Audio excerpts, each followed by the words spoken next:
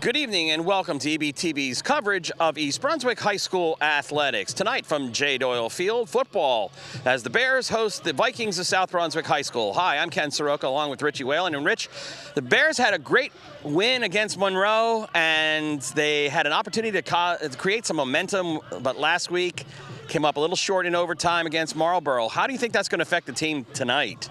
Yeah, it was tough because we saw the Monroe game, obviously, and East Brunswick played about as well as they could, and then lost to Marlboro the other day in overtime. And, that was probably a game that they were looking at on the schedule, thinking they needed to really get in order to have, a better shot at the playoffs. So it's got to sting, but they're home. South Brunswick played a little bit better game last week against Edison, kind of drubbed Edison. So I think South Brunswick might be coming in playing, the best that they have all season. So it's going to be a tough task for the Bears tonight.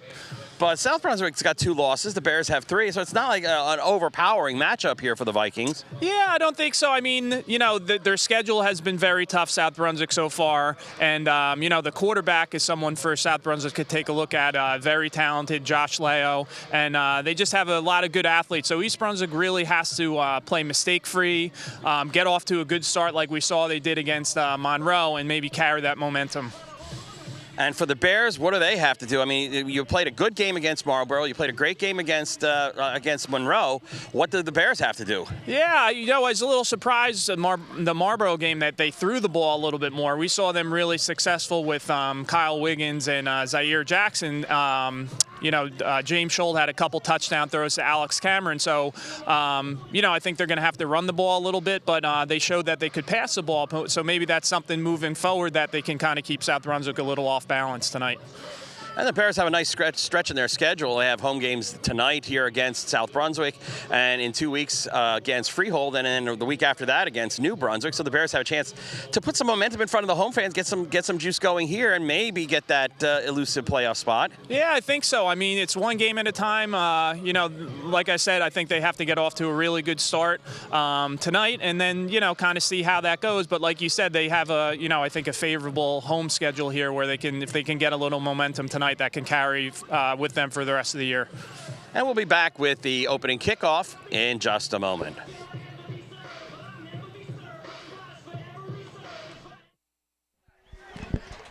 And we are back at J. Doyle Field. South Brunswick won the coin toss and chose to defer. So East Brunswick will get the ball first on offense. East Brunswick wearing their green uniforms with white pants. South Brunswick in all white uniforms, black numerals, and you'll notice pink socks and leggings there. Yeah, Breast Cancer Awareness Month all around the country. And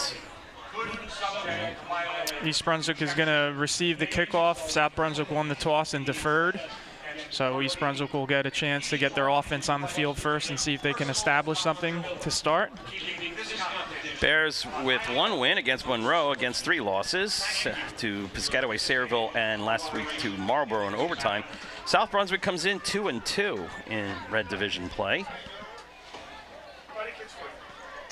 And it looks like they'll have Kyle Wiggins back, and it looks like they really are bringing up their back men. They either think that the kicker here can't kick it too deep, or maybe expecting. Well, we don't have that kicker listed on here, so we don't know. Maybe this is Mitchell Fisher, sophomore. They're 5'6". really far up, though. Yeah. Maybe the game tape shows that he kicked some short ones here. Well, a little punch shot there. And bringing it across the 35 for the Bears is that. And I think that was last year. That was Zaire Jackson, remember? Jackson, yeah, 33. Zaire Jackson. Zaire Jackson. Yeah. Yep. Program has it listed 32, but it's Zaire Jackson. And that happened last week, or 2 weeks ago for us. 3 weeks ago. 3 weeks ago, right? Yeah. James Scholl is your quarterback, with Kyle Wiggins, the one single setback. 2 wide receivers split the top. I got a little bit of delay here until they're ready. Okay. Now we're set. In the shotgun is Scholl looking over. Man in motion. Inside handoff to Wiggins. Gets across the 40 to the 42-yard line. A nice gain of about 5. And I'm still surprised with that short kick that they don't have someone that can kick it a little deeper, because East Brunswick starts in great field position here. But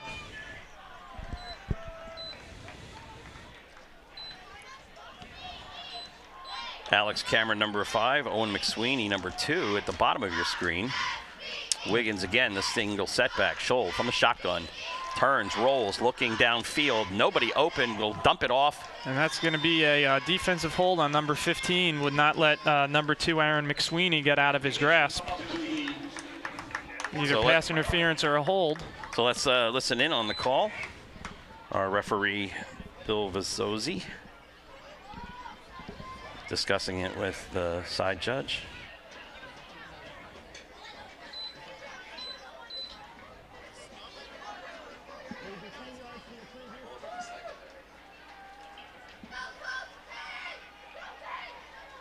I mean, it's a no-brainer to take this penalty here. Holding, defense number 1. 10-yard penalty from the previous spot will result in East Brunswick first down. And I was watching the whole time. It was actually number 15, I think. They said number 1. He's kind of looking over the sideline what he did, but 15 was holding Aaron McSweeney the whole time on that. So that was an easy call for the side judge there. And that'll put the ball across midfield. Should be at the 48-yard line of South Brunswick, where the Bears will operate 1st and 10. And I know number 15, Justin Shorter, for South Brunswick, had 2 interceptions last game, so he's also a good receiver for them. Inside handoff. Wiggins trying to find a hole, but he's met and stacked up. And that was close. He was thinking about it. Yeah, the referee was reaching for that flag. He'd given the teams a pep talk about, kind of rough play and watching where you are on the sideline. Playing to the whistle, and that was close. Number 23, Mike Slover for South Brunswick, just maybe a little late.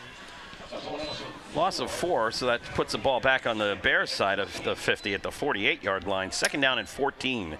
Number 77 for South Brunswick was in that tackle. Andre Eldridge is listed at 6'2", 305 in the program, so he's a big boy there. McSweeney in motion. Scholl rolling, looking, throwing across his body, and has McSweeney at the 40, and that'll be close to a Bears first down. Bears need to get to the 38. Nice catch there by McSweeney, and a great throw by Scholl, because there was not a lot of room. Pretty good coverage, so he had to get that in a tight window. And he's throwing across his body too, which is always hard to do. I mean, you're running and throwing at the same time. And he should have a lot of confidence. They threw the ball a little bit more last week against Marlboro. He had a couple of touchdown passes to number 5, Alex Cameron, and they went that route last week. So he should, have some confidence from last week. Again, single setback. Wiggins, straight handoff. Or no, a keeper, and Schultz not going to make it back. Not going to get to even the 40-yard line. Yeah, so puts a decision here for Coach Bob Molars whether or not to go here. 4th and 2 on the 40. The little chippy play there on both sides. I like East Brunswick with a little being a little feisty. Looks like they're going to go for it here. I don't blame them. Well, they need to if they're going to run it, they need to get Wiggins around the outside. And they're taking a while here, so they got to watch with this play clock here, because they're just subbing guys in and out. And we're going to watch that back judge there.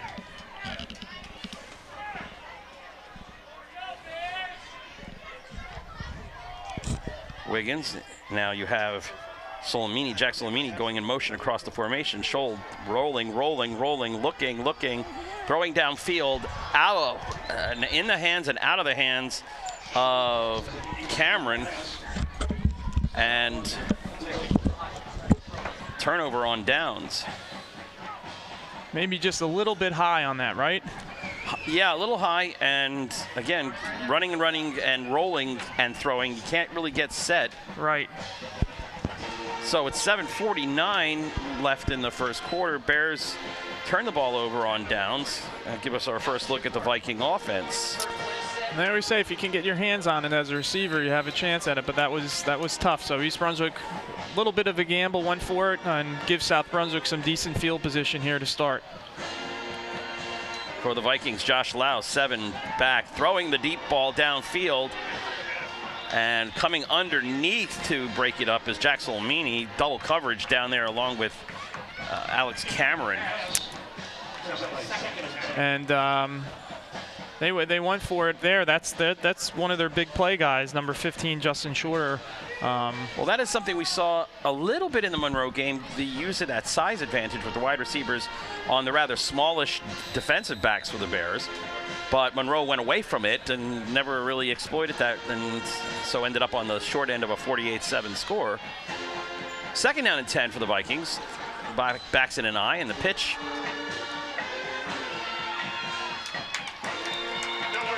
Felix Quinones goes nowhere.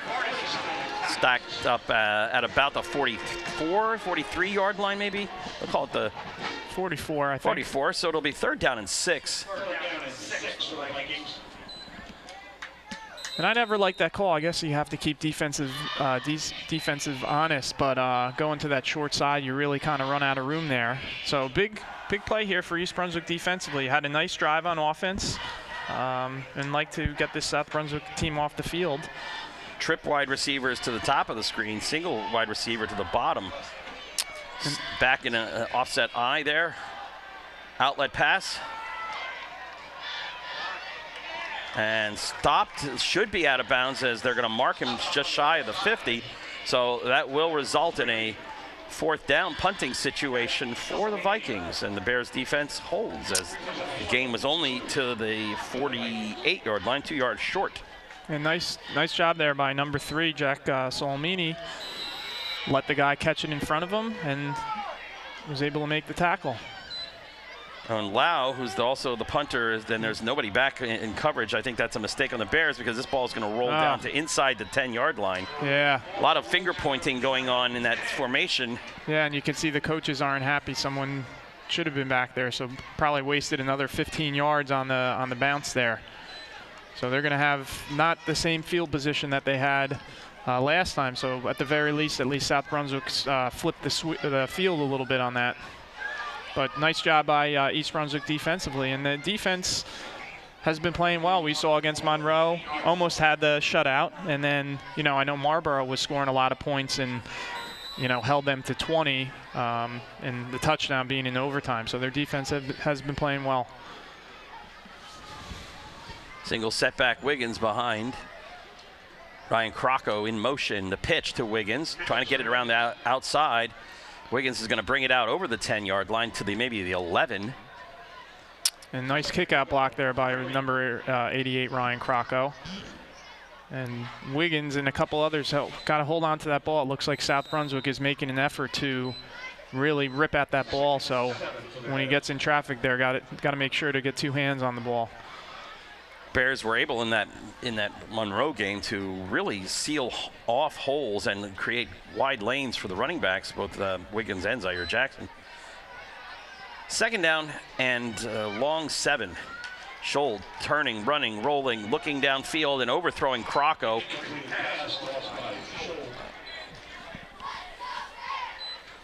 Had some time there, had Crocco open just a little bit high. We've seen that a couple times now. And this might be part of the game plan here, is to get Scholl out in space rather than dropping back. And that also gives the defense, James Scholl is a good athlete, so he can tuck it and run a little bit too. And so far, East Brunswick offensive line has been doing a nice job, giving some lanes, like you had said, for running, also some good pass protection. So that's going to be key as the game goes on. 2 wide receivers split to top and bottom, single setback. Scholl from the shotgun, drops straight back, looks. Now he's going to keep it and run, and if he can break the first line. And it's going to be close. Depends on the spot here, Ken. Yep, and it's going to be really close. I think just a little short where that spot. I think he had to get past that line, unfortunately. It looks like he's going to be about a half a football short. Oh. But we had a penalty and the face mask on the tackle, so that, that makes that discussion move. There you go. So just an unintentional face mask. Okay. He gave the holding, right. He gave the holding signal but said face mask, so it was a face mask. And I guess they still have that in high school, huh? The different varieties. Yes. Incidental versus the intentional, I guess. So the Bears pick up another first down on a penalty. They have two first downs by way of the penalty. 2 setbacks. And the inside hand up to Zaire Jackson. Does not get to the 25, so basically no gain, maybe 1 yard on the play.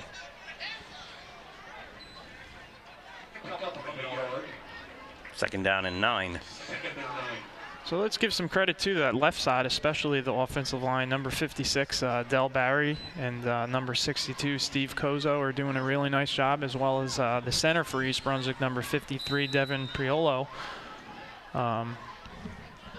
Opening up some nice holes for East Brunswick, some good pass protection. And right now, East Brunswick is, really controlling this game. The offense have been able to move the ball. South Brunswick, they forced a 3 and out, so good sign here, good start for East Brunswick. Wiggins up the middle, gets across the 25, maybe to the 26 before met by a host of Viking defenders.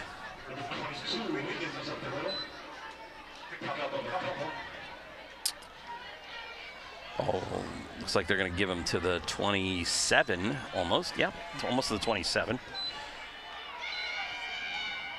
So it's going to bring up a 3rd and a long 6 or 7. Call it 7 here. Passing down.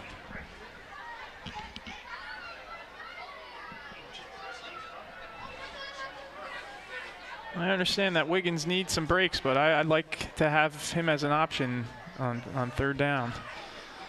3 wide receivers split to the bottom. Schold trying to escape out of it. And yeah, they're going to flag him for intentional grounding, as he was already in the grasp and did not have that pass get anywhere near a wide receiver. So either way, it'll end up being 4th down for the Bears in a punting situation. Just ask and see if they're going to accept the penalty. I think that's a loss of down anyway, right? So it's just yardage and down. Grounding, offense. 5-yard penalty from the spot of foul. Penalty includes a loss of down, 4th down. And South Brunswick brought some people there. I saw number 3, Thomas Joe Kamara from South Brunswick, almost got to him. Nice block by Jair Davis to give the QB there a little bit more time, Schold, but Josephir will punt it right from about his goal line. Anthony Blakey is standing back at around midfield.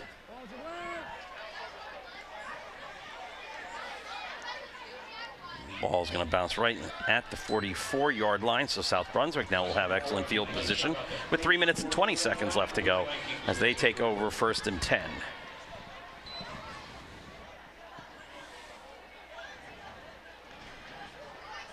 Well, Ken, South Brunswick has been, the last especially few years, a really talented program. They're the defending Group 5 state champion.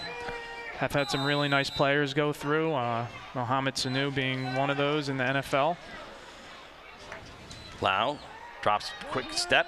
The pass is out on the flat. And that's complete to Justin Shorter. Gets it to the 39-yard line.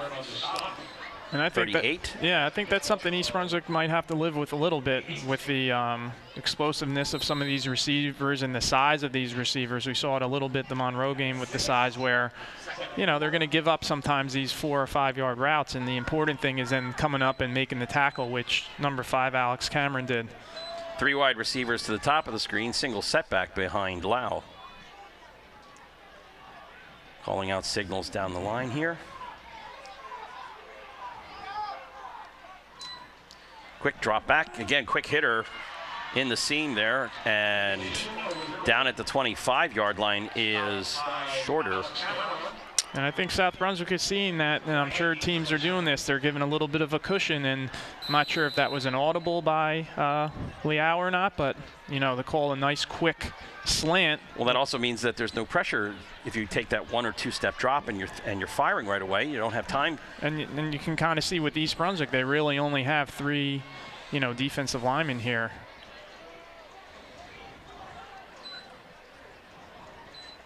Inside handoff. Thomas Jokamara is brought down for a small gain as the ball will be spotted at the 20. A nice hit there by number 45, Isaiah Jackson. Last time we saw him at home, had a nice game from that linebacker position. So good hit there, good tackle. Looks like South Brunswick is in a little bit more of a rhythm here, mixing up some of the passes, running the ball. Now they're spreading them out again. Outside pass and a pick. Good block there. It looks like the guard or the center came out and set up a nice little screen there and picked, and a 20-yard touchdown pass. Yeah, like you said there, nice play design. Had the action going to the right. A lot of receivers, man in motion to the right. A little screen to number 1, Anthony Blakey. And like you said, Ken, number 52 then for the Vikings, Colin Sievers, comes with a nice block to get him in the end zone.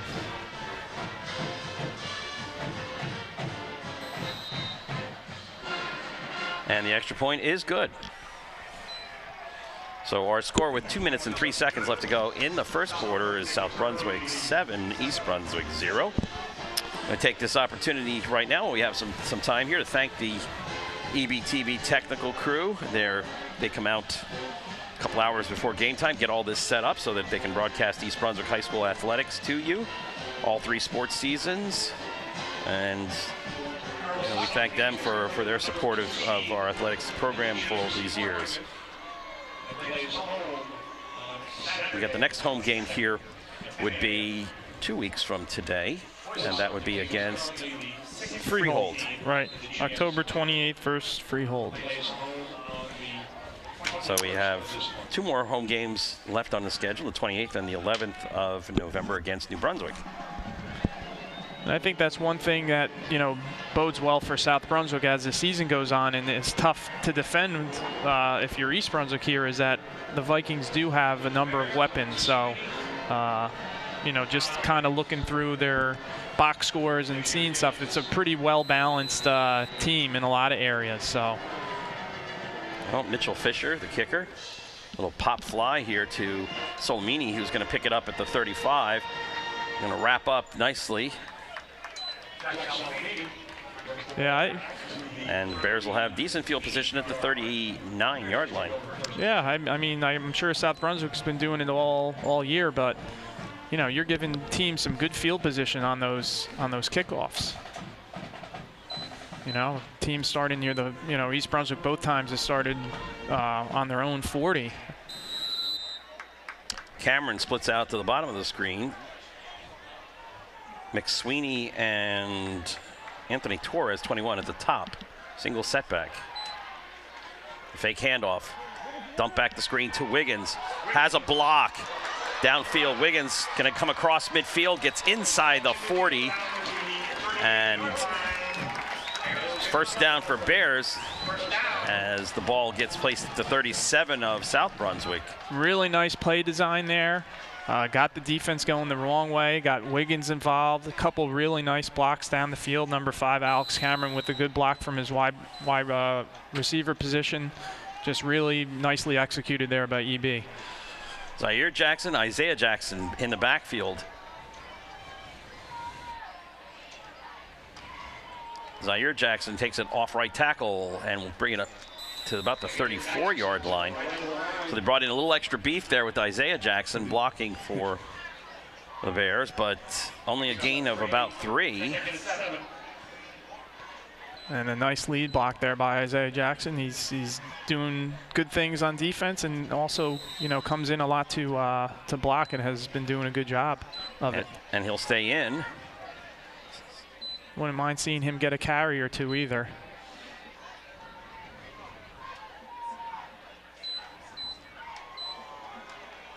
inside handoff. And again, South Brunswick swarming to the ball.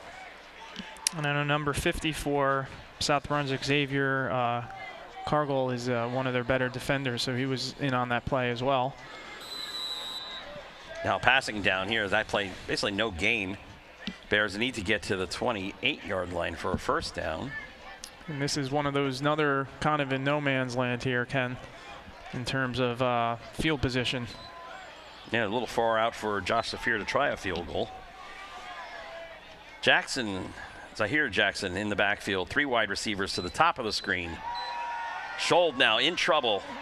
Will dump it off to Jackson, who gets to, probably around the 29-yard line. This is, again, going to bring up a 4th down. And, again, you're still 46, 47-yard field goal. But Coach Bob Molars will have a little extra time to think about it, as the first quarter has come to an end with our score, South Brunswick 7, East Brunswick 0. Let you know that this game will be rebroadcast on Sunday, October 16th at 1 p.m. and at 8 p.m. Or you can catch it on the on-demand menu at EBTV's website, ebtv.org. Click on the on-demand menu, look up the sports programming, and watch this game from anywhere, even on your mobile device. Data rates apply, as they say. And also, while we have a little time here, Ken, go through some of the East Brunswick sports teams, which a lot of them are starting to get into tournament play. The girls soccer team is the 2 seed in the GMC tournament and will play at home Saturday, October 22nd. The boys team got the number 6 seed in the tournament and will play at home on October 21st. And also on the 22nd, the boys and girls cross-country team will race the GMC finals at Thompson Park. So that's something to look forward to, and we'll talk about some other teams when we have some time later. 4th and 2, empty backfield as Schold will take the shotgun snap. Looks like now seeing what the defense and changing the play maybe here.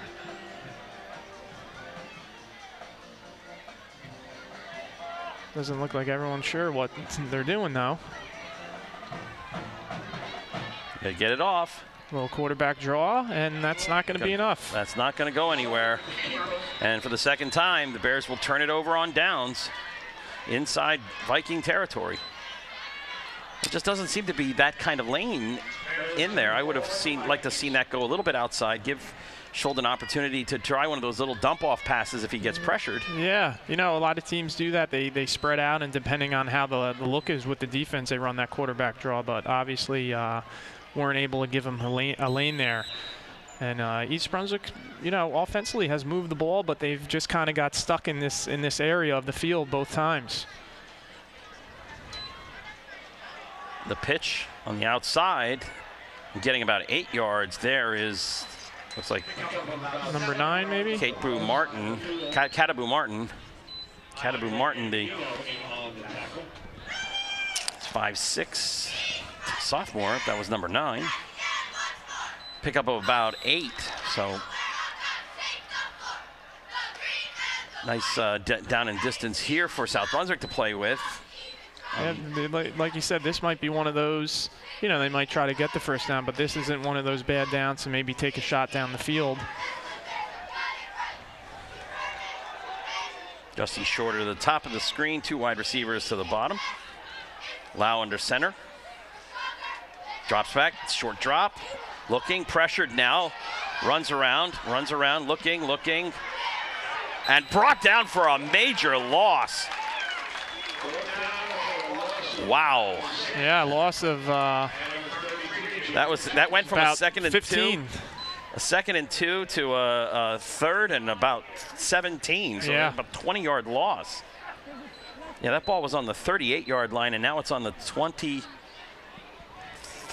or 22-yard line. So a 16-yard loss on the play.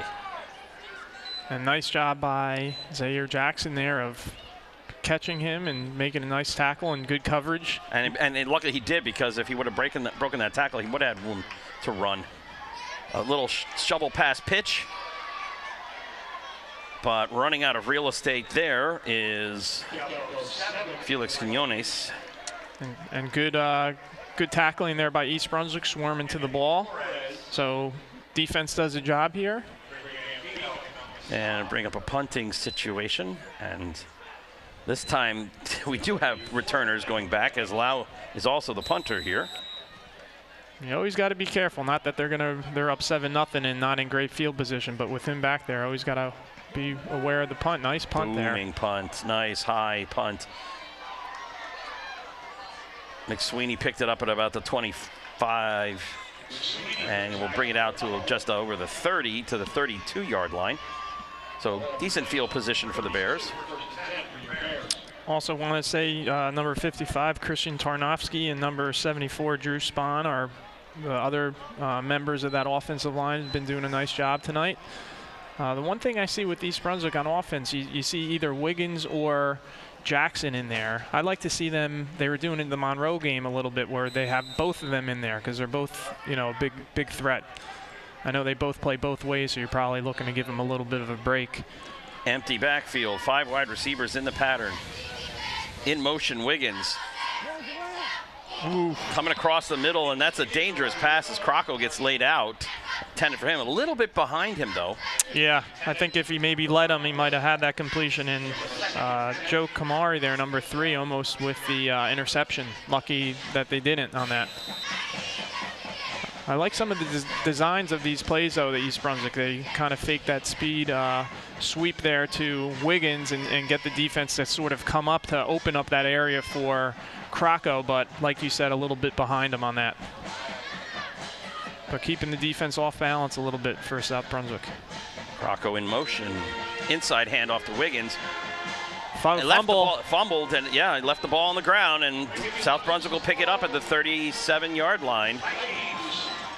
First turnover of the game. Yeah, and I kind of said that earlier with Wiggins, sort of when he gets there, that South Brunswick, is obviously well-schooled with going after that football. And when you hold that with one hand, it's a little bit easier. So looks like he's limping a little bit, too, on the play. So, this was definitely one thing going in the game. I'm sure that the coaching staff said that they definitely have to win that turnover battle. So East Brunswick's first turnover gives South Brunswick good field position. The pitch on the outside. And again, picking up good yardage there, sweeping around the outside is Thomas Jokamara. And I think they missed there. One of the receivers on South Brunswick moved before the snap. They didn't catch that, though. Pickup of 8. 2nd and 2. Well, defense has to step up here. The offense put defense in a bad spot. Let's see if East Brunswick can hold. Single coverage to the bottom of the screen as the handoff goes inside of keeper, but maybe gets close to the first down. We'll see where they spot it. Yeah, maybe got a yard, half a yard on that. So probably make it like a 3rd and a short 2 maybe on this.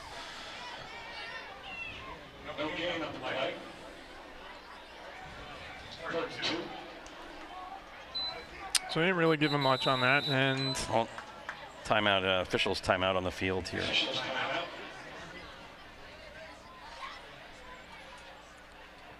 And I don't know. Let's listen in and see what's going on here. I wonder if there's an invert whistle. The spot of the whistle was the same as the end of the run, but you also have the right to replay the down. So the down will stay 3rd down. It'll stay 3rd down keep right it. there. You're not going to replay it. Right. Whistle. The defense has chosen to accept the dead ball spot. It is 3rd down. Yeah, there's no gain. They'll take that. Yeah. They don't want to give them another play. Yeah.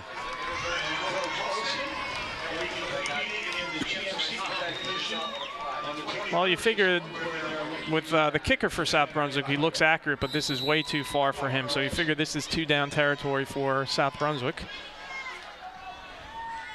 And instead of the fancy dance moves that had last time result in a 17-yard loss, you have an inside handoff going right up the middle. And that's going to be good for a 1st down.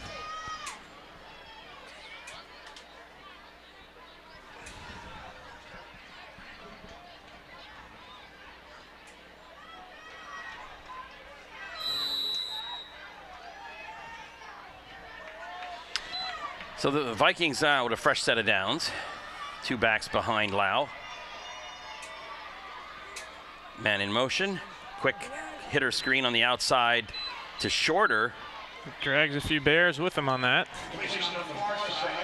And that's been an effective pass because no pressure, nothing to get in the face of Lau to throw that. And the East Brunswick the defensive backs have to give him that because they don't have the size to match up.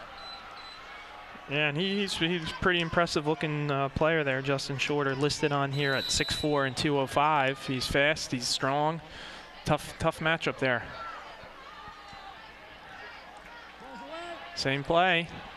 Ooh. That time the ball bounced off of Shorter, off of one of the Bears and into another Bear's hands, but couldn't keep it, and it goes incomplete. That could have been a big play there. You kind of saw, if you saw on your screen there, number 21, Anthony Torres, had a shot at it. Couldn't quite hold on to it, but that would have been a big play for East Brunswick, obviously. 2nd and 10. Ball on outside the 15, between the 15 and the 16-yard line. 3 wide receivers to the bottom of the screen. Shorter to the top. Pitch. And going nowhere is Dylan Kriz. Dylan Kriz couldn't turn the corner fast enough. And even though he didn't make the tackle on there, number 33, Zaire Jackson, did a good job of fighting off a block, getting some penetration, getting a piece of the running back, and then a few Bears were able to finish him off. So nice job there. 3rd and 10 now. Obvious kind of passing down here. So Liao's came in from the sideline with the play.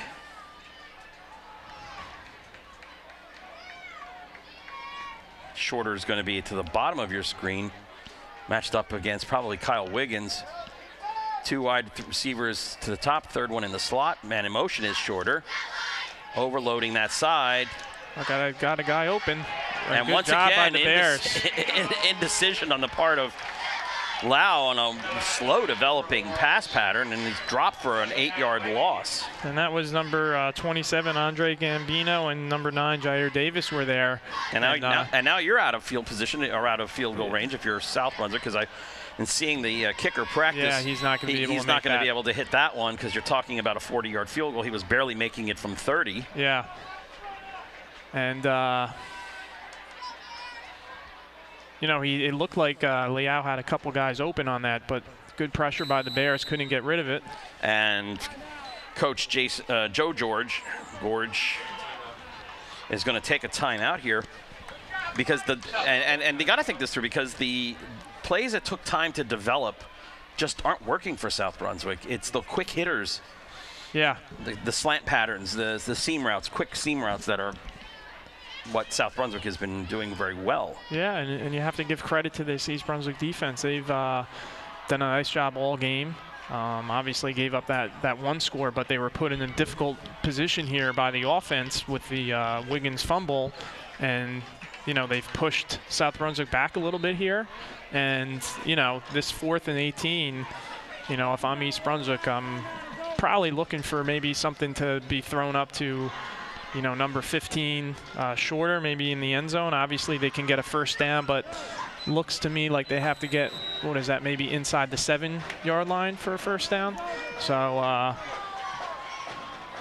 difficult position here for South Brunswick. Ball will be placed on the far side hash mark. Shorter and another receiver up in that tightly packed area to the top of the screen. Now Shorter's going to come in motion, come across the pattern.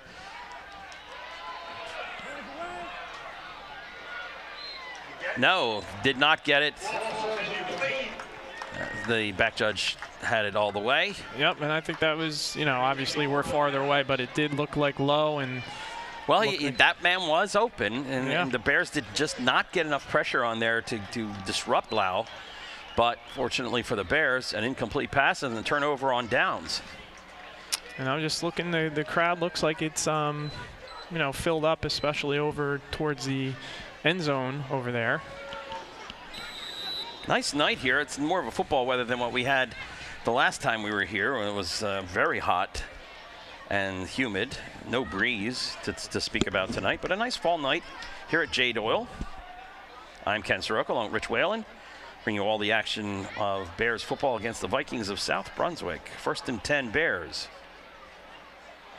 Schold looking for a quick hitter then, but he threw it behind McSweeney, high and wide. Yeah, he's just been a tiny bit off today, Schold. Well, he's gotten pressure in his face. Yeah, that makes you that makes you off a little bit. True. I'm sure that's one he'd like to have back. And I like East Brunswick offensively. They're mixing a lot of things up. They're mixing some runs. They're throwing the ball. They're doing some misdirection things. They're definitely keeping South Brunswick off balance here. Wiggins behind Schold. Inside handoff. Wiggins trying to dance it around outside, trying to get a block, but Shorter comes up from the secondary and just manhandles Wiggins for very little gain, if anything. Ball spotted at the 25, so it's going to be a 3rd down and 8. And you don't want to give the ball right back.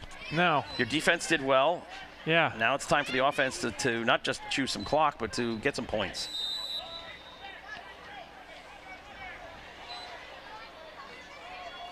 Torres to the bottom of the screen. 3 wide receivers split to the top. Wiggins is your setback. Schold straight back.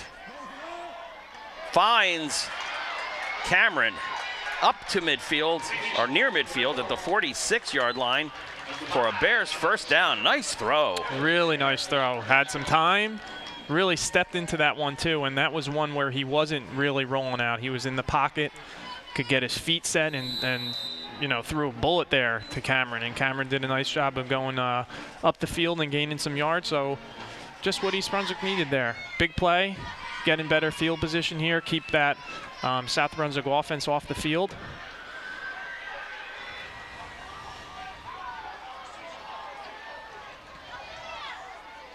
Crocco coming across the set. Schold on the keeper. Get about 3 yards on the play. And looks like good Zach.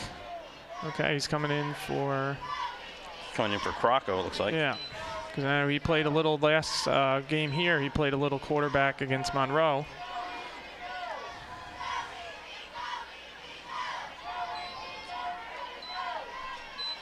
We'll see maybe a little trickeration.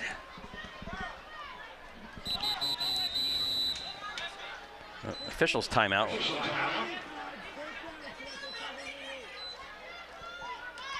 Maybe an equipment issue here. Yep, Shorter, something with Shorter, maybe some blood on his ankle or something, I don't know. Yeah.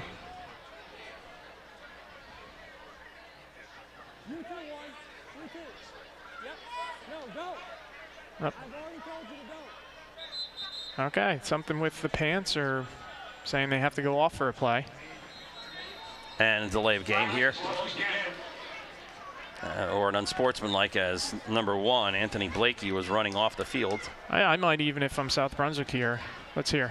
Foul, unsportsmanlike conduct, defense number 1, 15-yard penalty will result in an East Brunswick 1st down. I wonder if he said something. Yeah, he said something on the way out. Right. Again, you don't get any room to do that here in high school football. And this might be an opportunity here. And if you look at the referee, he's actually, in soccer, you'd say booking him. You know, right. 2 unsportsmanlikes, and I guess that gets reported to the officials down in Robbinsville. Schold will dump it off to Crocco. Crocco now has it, gets to inside the 30-yard line. A nice gain there for the Bears. I know he wants to get a little extra yardage, but he's got to be careful of, lifting that ball out and extending for yards there where he can fumble. But nice job there, nice catch, good play design. And those 2 South Brunswick players who were out for a play are back in. Okay, you have Solomini and McSweeney at the bottom of the screen. Isaiah Jackson there lined up next to Schold. Crocco comes across the formation. This is a design run for Schold, who's going to get maybe 2-3 yards, maybe, but it's going to be close to the 1st down. We'll see where the spot is. Looks like they're going to mark him about a yard short there, kind of real short yard. And this is the part of the field this first half where East Brunswick's kind of stalled. They've had a couple drives getting right to about this point and turned the ball over on down. So. And this is where you have now, you asked for Jackson and Wiggins to be in there at the same time, and then you throw in Isaiah Jackson as the blocking back, and you can probably get a wishbone formation. Exactly. Here, full house tee here. As the Bears need probably about a half a yard. Jackson, Isaiah Jackson. And he'll get it. Good second effort there. Up. Somebody's crashing the pile there. And he was probably stopped there short, bounced off the pile, and then kept those legs moving. And not to say that he deserves a carry, but he goes in there and does a good job lead blocking. I like that. You give him a carry or two for the hard work, and he's a guy that's tough to stop when you have those short yardage downs. And the same formation here as Jackson, and Wiggins in the backfield. Full house tee. Schold running, being chased. Now he'll just take it himself and get out of bounds. And I think the right call there, not calling that. I think he started before he went out of bounds. The crowd wanted it, but I think that was the correct call. And good job by Schold there of getting what he could there.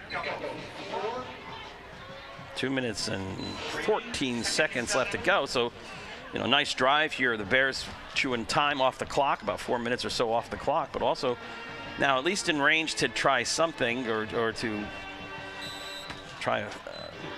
Yeah, and like you said, Ken, great drive, taking time off, but this is one they need. Not that they need points, but it'd be nice to get some points here. Solomini coming across there. Wiggins picks up the blitz. Schold is looking for that first down marker, but we're going to get a penalty. I didn't see anybody blocking either down there. Either a hold or maybe a face mask. I mean, I didn't see anyone around there either with the blocking. That's usually those two calls, either a face mask or a hold. Let's listen in.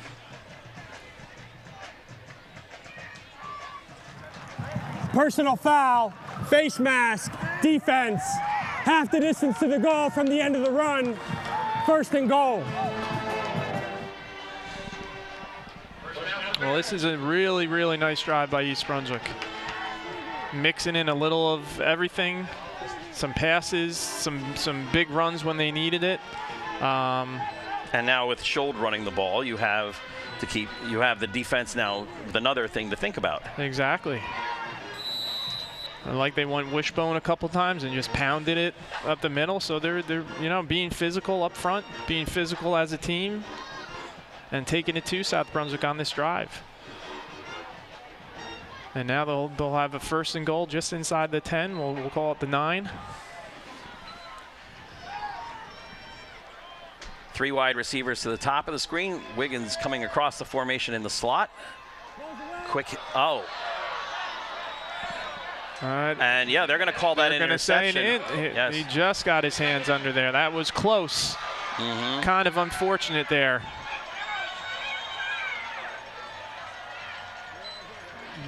Really nice interception there. Yeah, and it doesn't look like he went with both hands under, so oof, that's a tough pill to swallow. That's first tough and right goal. there. Yeah. A great drive from where they started. The defense does a nice job, gets the ball back. Oof. And the other thing is South Brunswick gets the ball to start the second half too. Let's see if the defense can do a good job again. And quarterback keeper as Leal gets to about 11 yards on the play with 1:29 left. You don't want to have anything major happen here. That would would be tough. Exactly. Really hard to swallow. I mean, you've had 2 turnovers on downs, 2 turnovers, 1 interception, 1 fumble, and to give up a score this late. Official timeout.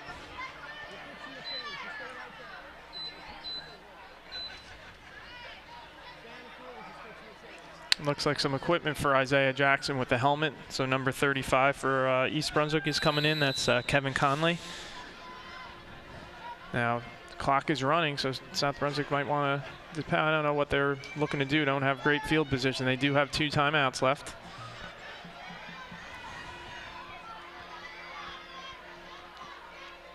And Lau's just waiting surveying waiting for the trickeration here as and Shorter was almost tackled right there, and a flag, whether that's a hold or a face mask. No, East Brunswick, I think that was a hold. You see number 50 for South Brunswick with his hands up. Nice job there by Ryan Crocco, staying home on that. Didn't make the tackle, but held him up. Listen in here for the call. Illegal block in the back on the offense. That penalty is declined. 2nd down. And we're going to have a timeout, East Brunswick. So, and if I don't know, maybe. What are you thinking of it? You take your timeouts here, pin them back, and hopefully you get one last desperate chance. You never know, a bad punt or a bad snap on a punt.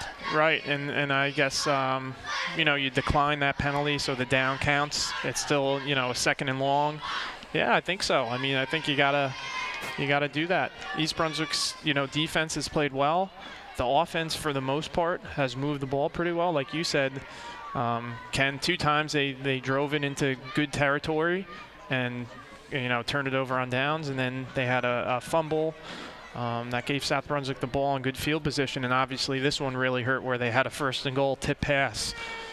So I think you're thinking, too, is, for East Brunswick, you realize that South Brunswick does get the ball to start the 2nd half here. So, if you can hold them here, you're going to get good field position and, should have some time left on the clock to do something. Pitch, and again, South Brunswick not content with running the ball, so. Good call, timeout again. Again, 2nd timeout, 49 seconds left. Now, if you're South Brunswick, you run the ball, but that has not been your strong suit today. East Brunswick will get another chance to stop the clock. There will be obviously the stoppage on the clock on the change of possession for the punt. So East Brunswick could have probably about 30, 35 seconds left and probably ball on the South Brunswick side of the 50-yard line. Yeah, you would think they would have it at chance. worst around the 50 unless something crazy happened with the punt. It would be interesting here with South Brunswick. Obviously the textbook says to run in here, make East Brunswick use that last timeout, but depending on how East Brunswick is set up, you might even see, South Brunswick take a shot here.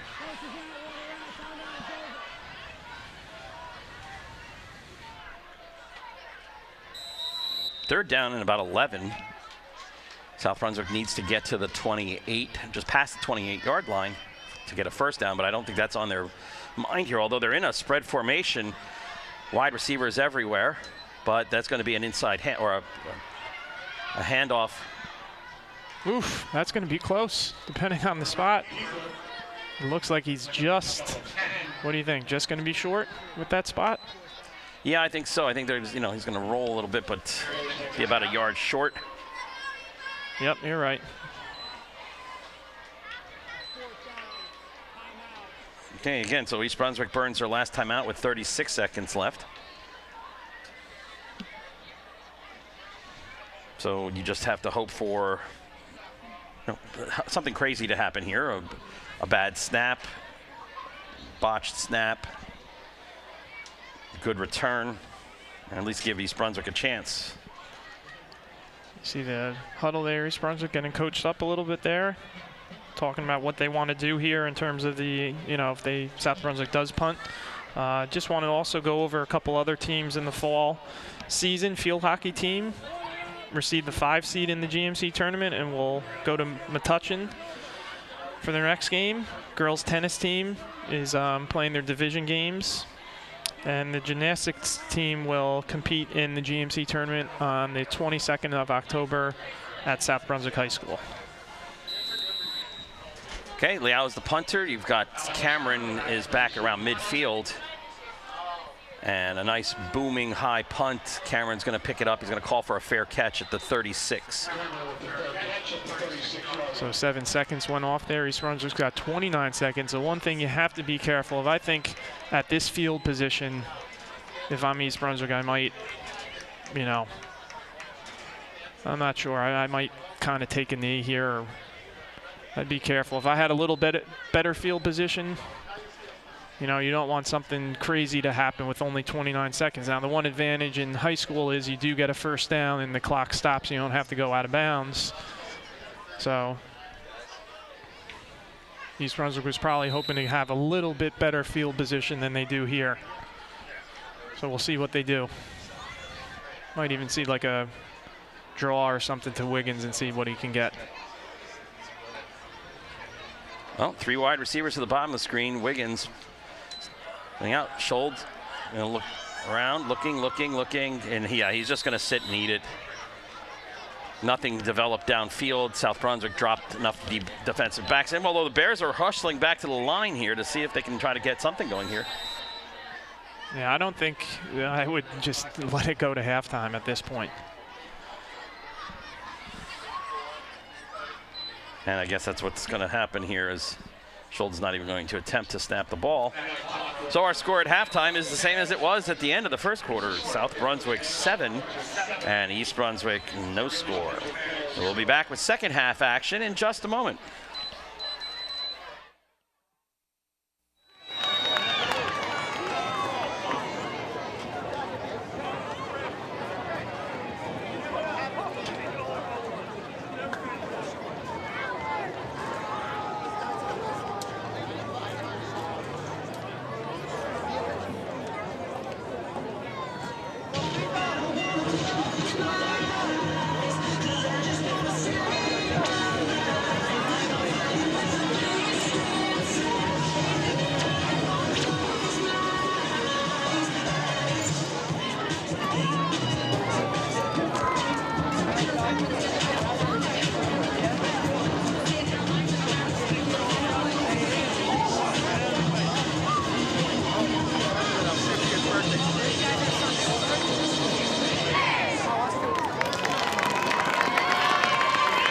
Let's hear it for the East Brunswick High School cheerleaders.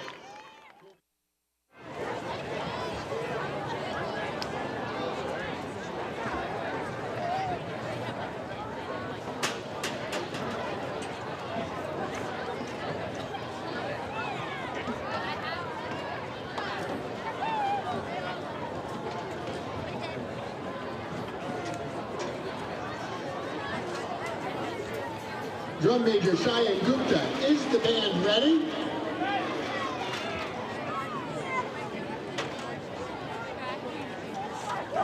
East Brunswick High School, you may take the field in halftime exhibition.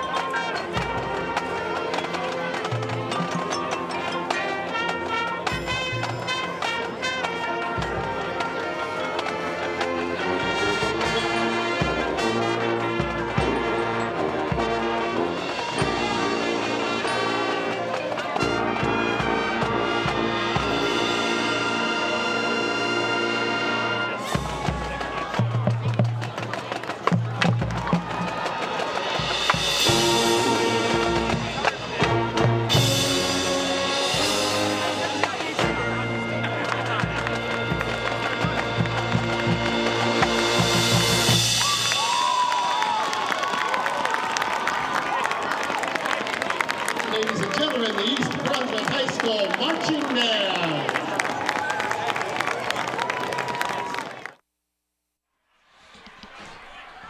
And the Bears will kick off to start this second half. A little disappointing end of that first half as the Bears had the ball deep inside Viking territory, only to have a tip pass intercepted. So we'll see how the momentum is. Well, if it's any indication, East Brunswick players and coaches. Oh, what was that? A penalty already. A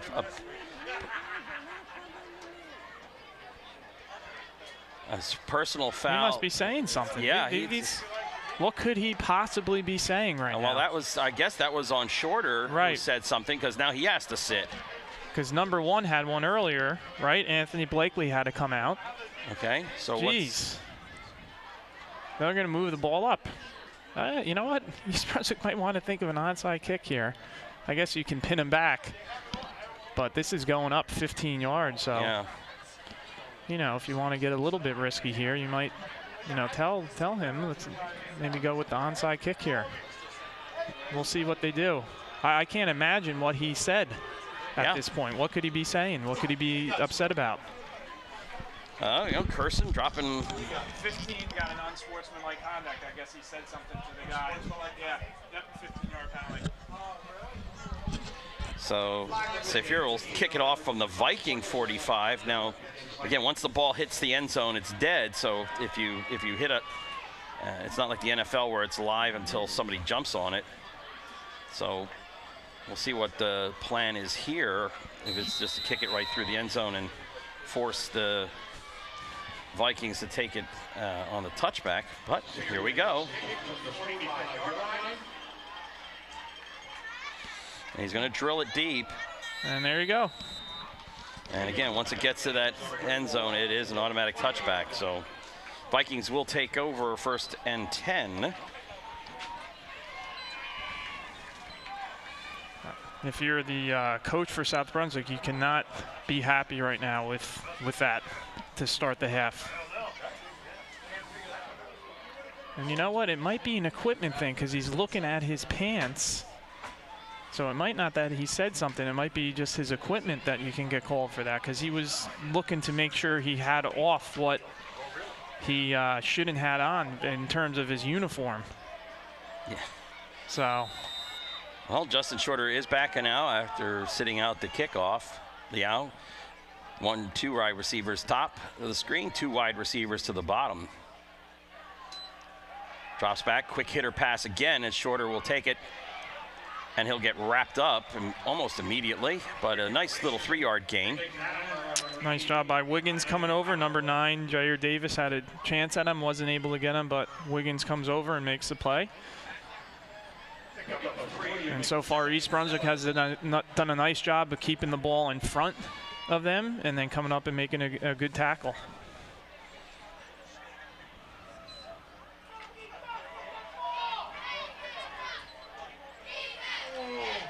Again, same formation, 2 top, 2 to the bottom.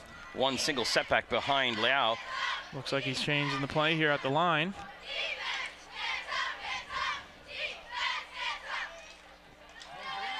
Kind of flanker screen there. Sniffed out nicely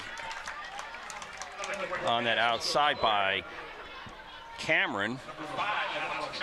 And I must say, defensively, East Brunswick has tackled well, have, come up and made plays from all different positions. So this would be a nice start for East Brunswick if they can get a 3 and out.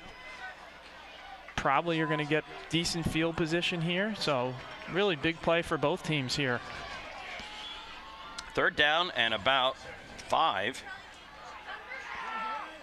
And Shorter holds on to the ball. He looked like he had a little bit of a hard time handling it, but that slant route gets him out to the 35-yard line, and that'll be a 1st down for the Vikings. So Bears unable to hold the line there.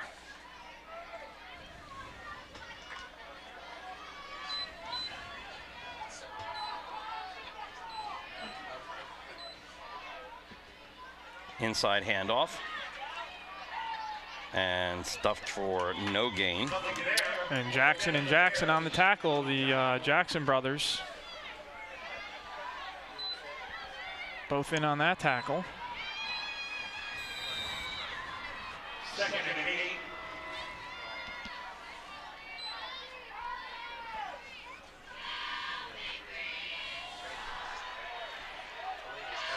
8. Anthony Blakey to the top of the screen, Shorter down here at the bottom.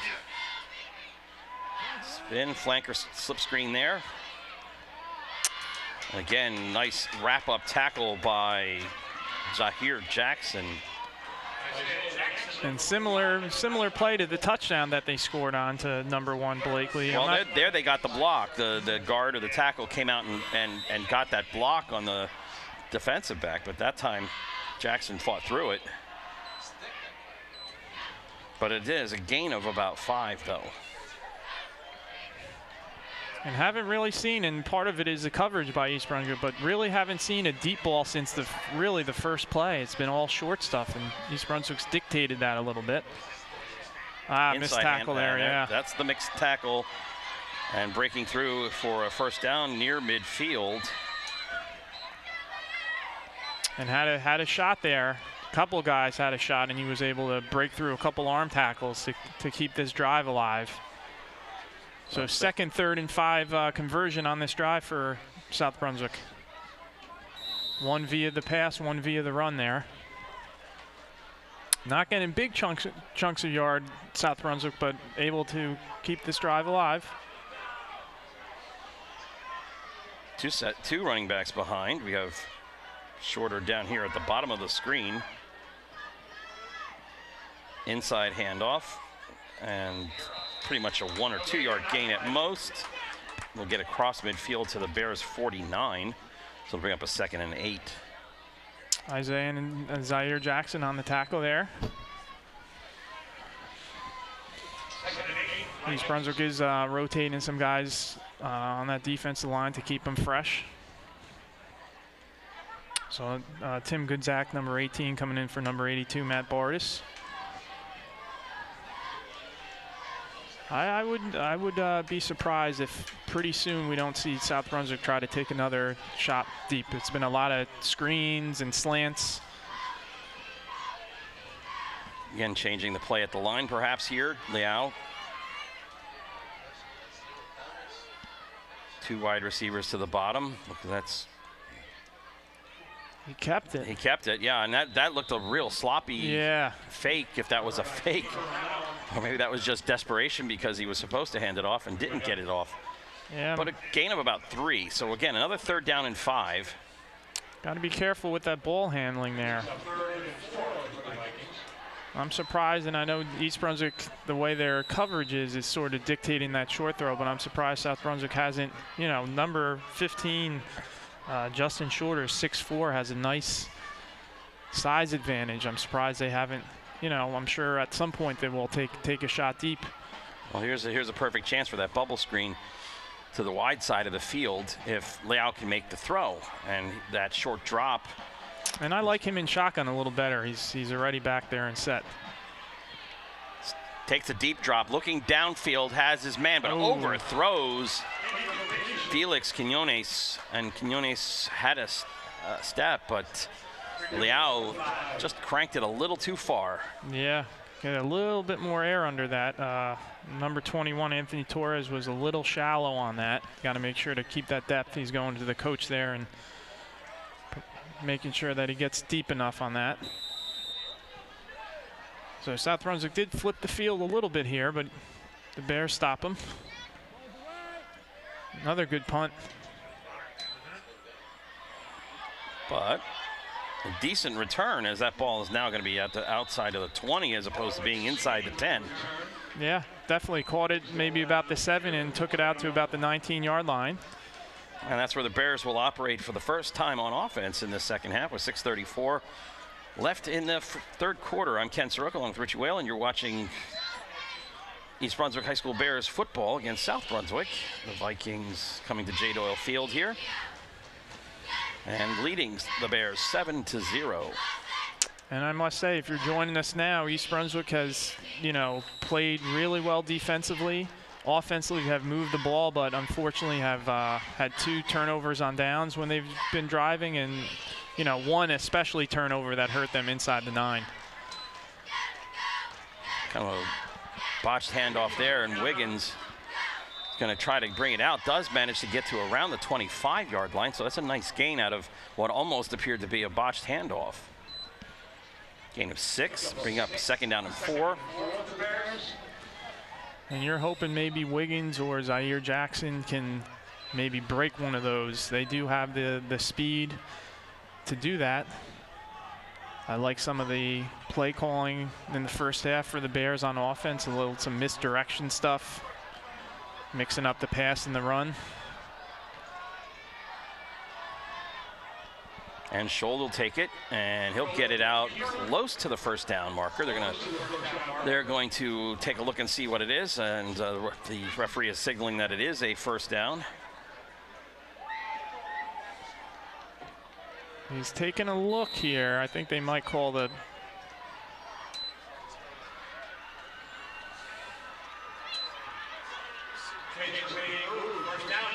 Okay, gave him the 1st down.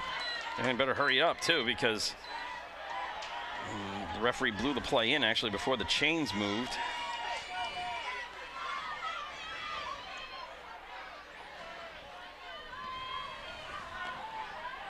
Jair Davis and McSweeney at the top of the screen, but Scholl is going to come back. He's looking to pass it on the screen pass, and even that screen pass wasn't open as Wiggins got tied up. So that's a big loss here of about 10 yards. That's the one thing. The timing is critical on those screen plays, because as an offensive lineman, you're actually letting the defense come in to set that up. And if the timing's off and it's a little delayed, that's what can happen there. So a loss of 10 yards on the play, and Bears need to get to the 39, and ball's not even at the 20 here. 3 wide receivers to the bottom of the screen. See maybe a draw here. Faked it. And yeah, Laundry comes out, and getting bumped all the way down the field was Cameron. So let's hear. It should be pass interference. We'll just listen in on our officiating crew here. I think high school 15 yards.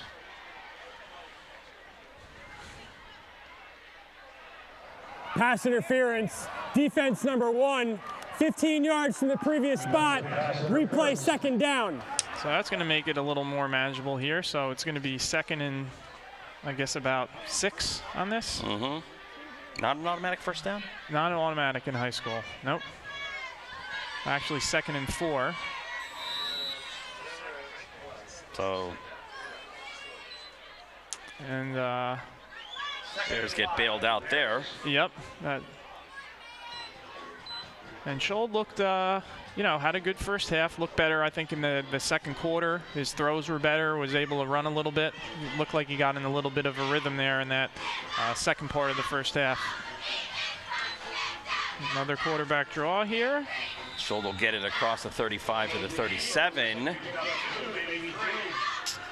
Bears still need about 2 yards, a little more than 2 yards. And just like on that draw, it seems, just going a little quick on that. You want to let the defense kind of get up the field a little bit. Seems like he's going right away, where it's more sort of like a lead play with the quarterback than a draw, and that hasn't been too successful. Actually went for it. That one fourth down that they had, they tried the quarterback draw and weren't successful on that. So big third down here for both teams. East Brunswick's seeing if they can. And we got that play was very slow to develop, and Coach Bob Molars is going to call a timeout. All right, this game is going to be rebroadcast while we get some time here on Sunday, October 16th at 1 o'clock in the afternoon, as well as at 8 p.m. in the evening. But it's also available on the on-demand menu on the EBTV website, ebtv.org. You can click the menu and find all the programming from EBTV, community programming, Board of Ed and municipal board meetings, as well as EBTV sports, East Brunswick High School sports. And again, thanks to these guys who come out every day here when they do these games. They're out here a couple hours early setting everything up, and they'll be here for a couple hours breaking everything down and putting it away to bring you East Brunswick High School athletics, and we thank them for their many, many, many, many years of support. 2 more teams that I haven't got to for this fall season. The girls volleyball team having a great season, only 1 loss so far. Their GMC tournament starts October 22nd at home, and they're hoping for that number 1 seed. They'll play October 18th at 7 p.m. Play for Pink Game. And the cheerleaders, let's give them credit, a little bit cooler than it was last time we were here. Coach Olson, and they are going to be looking to defend their GMC title on the 23rd of October. Wiggins will take the handoff. He's going to try to cut it around on the outside, get through, and close. Stopped. Oof. Yeah, stopped short. Yeah, the forward progress where they're giving him is just going to be maybe about a half a yard short. He needed to get right to about the 39. They're going to mark it a little past the 38-yard line. So he's about a short yard, a little less than a yard short of that. So you bring out the punting team. Josh Saphir will come out and handle that. You don't want to give any hope here of South Brunswick taking that ball in from 38 yards, giving some more room to work here. And, East Brunswick has to call. Timeouts aren't quite as important in other college or NFL, but you hate to burn that timeout there that they did. Might need it later. And wrapping up nicely about the 37-yard line, so South Brunswick will take over there, 1st and 10. Nice tackle there by, looked like number 35, Kevin Connolly.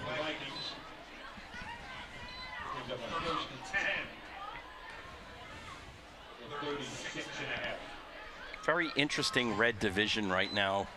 Old Bridge at 2-0-1. They tied what, Edison they tied? Yes. I mean, Edison gets blown out by South Brunswick 42-7, and they tie Old Bridge. That's the kind of schizophrenic division that it is. The pitch there. Oh, ball's on the ground, but I think but I think he was already down.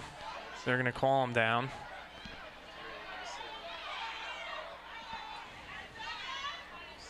And that's a nice gain of about 6. So almost 7 on the play. So second and 3. Ken, I'm still waiting for them to take this shot down the field. South Brunswick.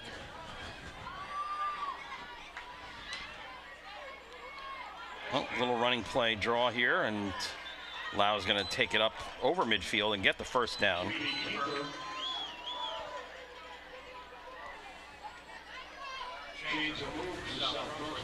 Seeing a little bit more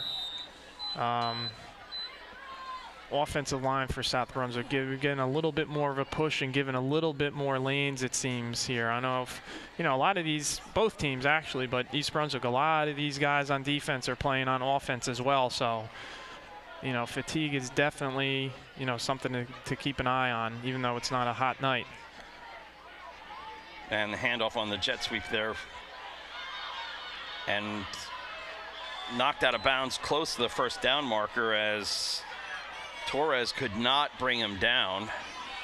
And you see a couple people kind of subbing in here for East Brunswick. Just seems to me some of these Bears are starting to get a little bit gassed here. Just don't see that same push, that same penetration, that same kind of, you know, all these guys getting into the ball. So it's something to keep an eye out on here for.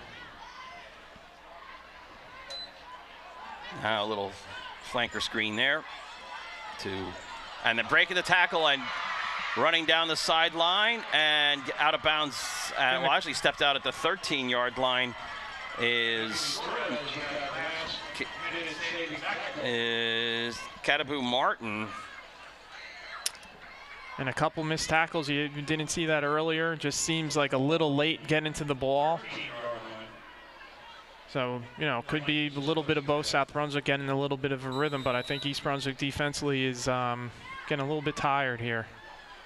Just don't seem to have that same energy right now. Well, if ever there was a time for a turnover to force one, here's would be it. 2 wide receivers to the bottom of the screen, single setback. Now trying to run it to the outside, but is caught from behind by Jair Davis. Yep, good pursuit there. Didn't give up on that play.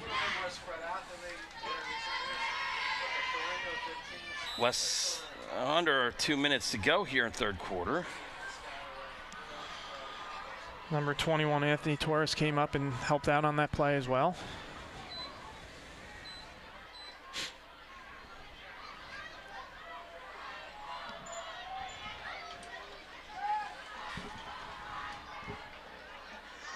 Three wide receivers to the top. Big cushion again down low here with Shorter. Look for that fade. No, a little flanker screen here again. But coming back underneath and avoiding the tackle and getting it down to the first down marker and inside the 5. Looks like he's going to be a tiny, what do you think, tiny bit short on that mark, right? It's going to be about 3rd in inches. Yep. They're not going to left foot, right foot spot there, so. And we didn't see that much in the first half. Those missed tackles on those plays. East Brunswick was really coming up. Well, they might do a measurement here. Let's see. Mm-hmm.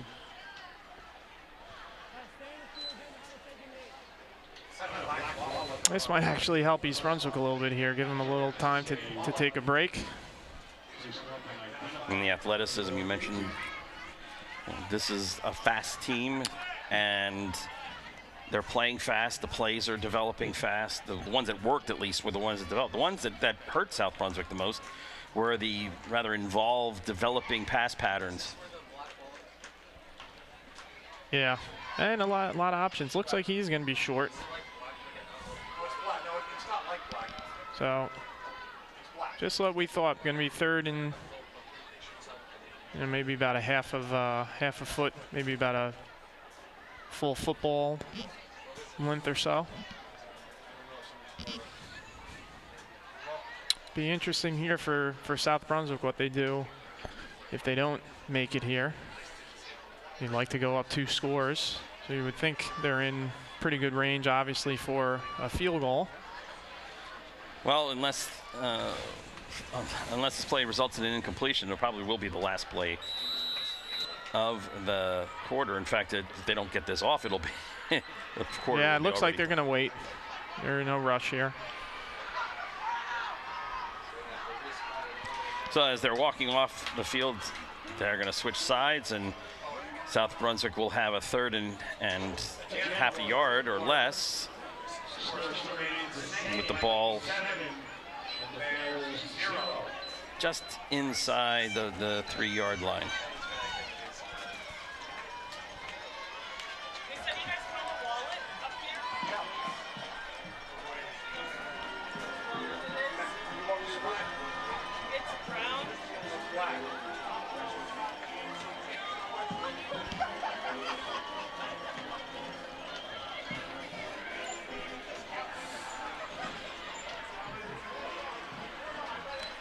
Just a game where you're kicking yourself if you're the East Brunswick coaching staff, because you had opportunities. Yeah, it's you know, can look at a few different things.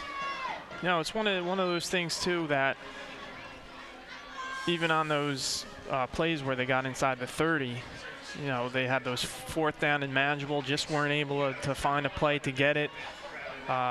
Really the one that hurts is, you know, right before halftime you get 1st and goal from the 9, and you know, it's part of football, but you kind of get a little unlucky. The ball gets tipped and the South Brunswick player makes a nice diving interception on that, and you know, they've been able to move the ball. They've looked good. They've, you know, done a little bit of everything, but unfortunately the name of the game is getting some points on the board, and unfortunately for East Brunswick, they have not been able to do that. And now this is kind of vital here to start the 4th quarter.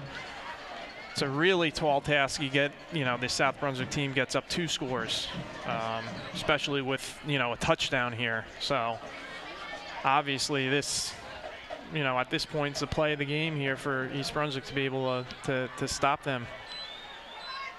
Lau with 2 running backs behind him, wide receivers split to the top and bottom, backs in an eye. 3rd down and about half a yard. QB sneak, and he got it. He got it, and he gets it very close. He almost got a touchdown, exactly. He got about 3 yards on that play. Going to mark it about the 2-yard line, maybe even a little bit closer than that. I might run that again. Well, it would be a play that would minimize the potential for something going wrong. What do they say? If you pass the ball, there are 3 outcomes, 2 of which are not good. Yeah.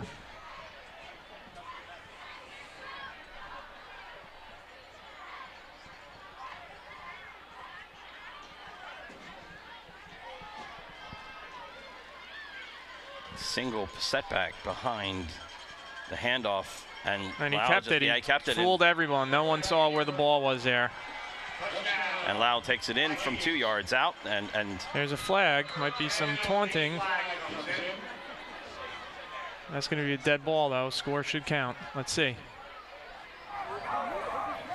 Dead ball, personal foul, offense number 64. Want to hear on the kick. Penalty will be assessed on the kickoff. And then touchdown counts. The penalty assessed on the kickoff, which will give the Bears, should give the Bears good position after that's done. So you'll have the extra point try here.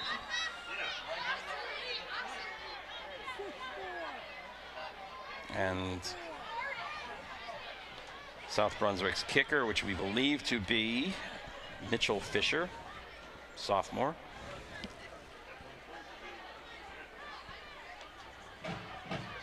To line it up.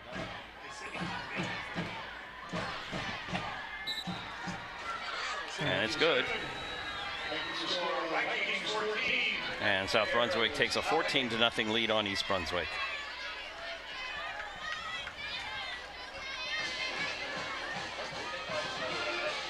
Well, we've got a couple more home games here. The J. Doyle Field Bears will be hosting Freehold Regional High School on the 28th, 2 weeks from this game. And then the next Friday night, November 4th, will be against New Brunswick. And if you're thinking like, wow, I haven't heard that name before, yeah, they got promoted. They did. Brand new high school, and that's what happened. You get promoted. There you go.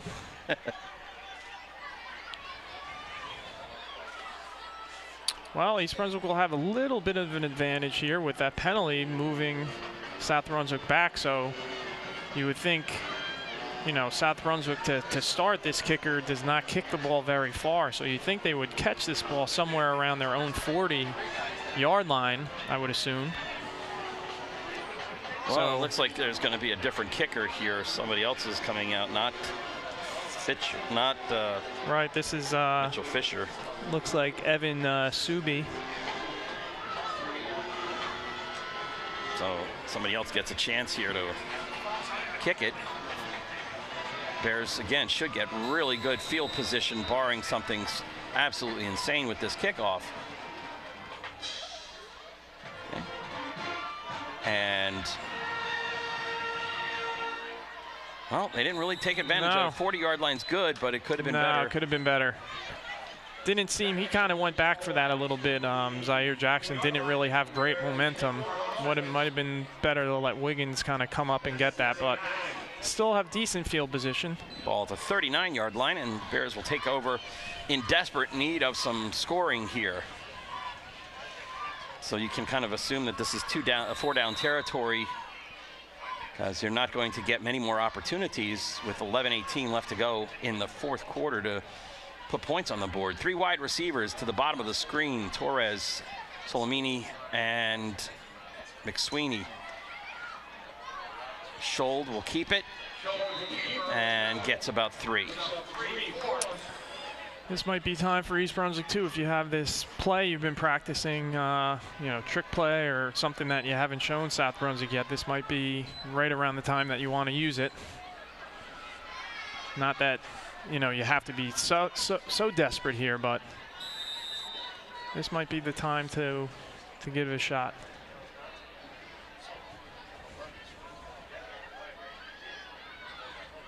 McSweeney and Solomini to the bottom of the screen. 2 setbacks behind. Jackson with the handoff, rumbling through, and we'll get to the first down marker at midfield. Wow. Well, that wasn't a trick play, but he built up a nice head of steam, and by rolling over the defender, he wasn't down until he... Right, when he got over top of him, right? Yep, so that his roll counted, and he's at midfield, and that's a first down for the Bears. Jackson and Jackson in the backfield. That is Zaire Jackson. Can he break a tackle? Yes, he does, and he'll get another first down. Gain of 11 on the play. Nice job keeping those legs moving. Broke a tackle. His brother Isaiah, nice lead block again. Good job on that right side, and East Brunswick's got a little momentum here. East Brunswick gave him 12 yards that play. Ball in the 38. 1st and 10 for the Bears. Again, the Jackson and Jackson in the backfield. Another nice Jackson run. breaks it through, and again, another first down as Jackson's going to get down to the 27-yard line. This is the kind of quick hitting action that we saw in the Monroe game. Now Jackson's going to come out, Zaire Jackson's going to come out, and Wiggins is going to come back in. Yeah, Wiggins is good too. You know, Zaire's had a couple good runs. Make sure to get him back in there quickly.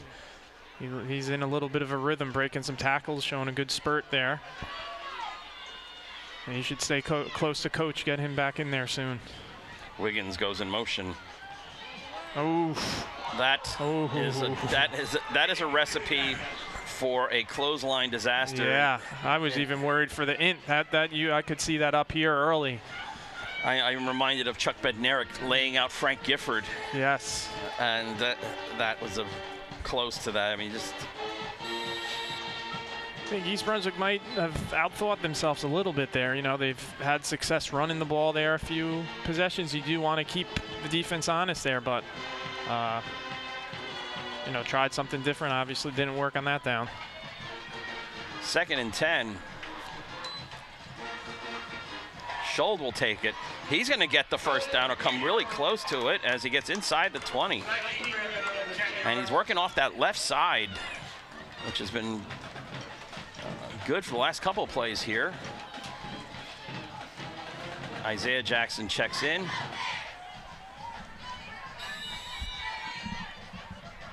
And plenty of time here, just under 9 minutes left, so this is the area all game East Brunswick's got sort of in this area inside the 30, inside the 20, and haven't put up points yet, so they obviously need points at this point in the game. 3rd and less than a yard. Oof. And again, overthinking the play. Overthinking, and a loss of 7 or 8 on that play. Yeah, that was not a great call there, and obviously not executed well. They only needed inches there and kind of got a little too cute on that. And now, again, in a tough position. 4th down and about 8. They'll want that play back looking at the tape. Need to get to the 28-yard line, or I'm sorry, to the 18-yard line.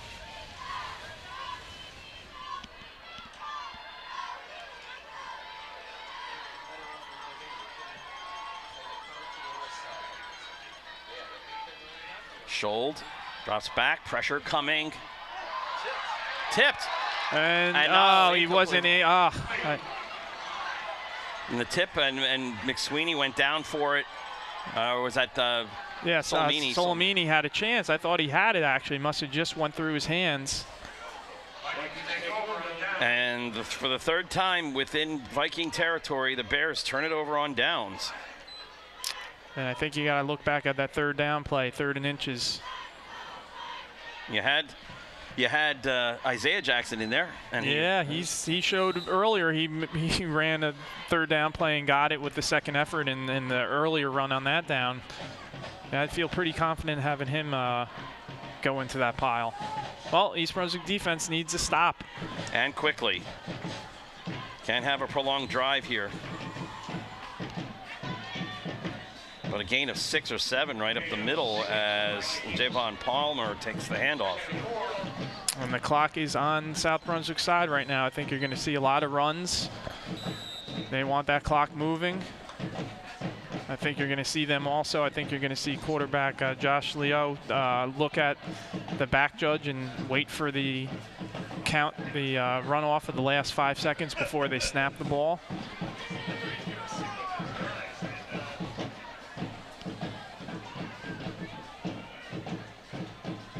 And there's the count right now, so you've got that in that 5.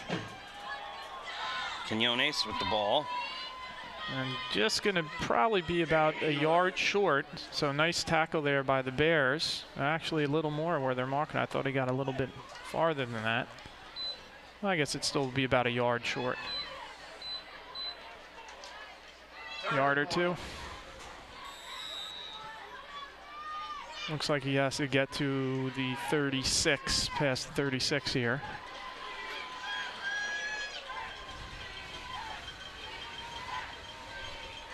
Down to 6:30 left in the game.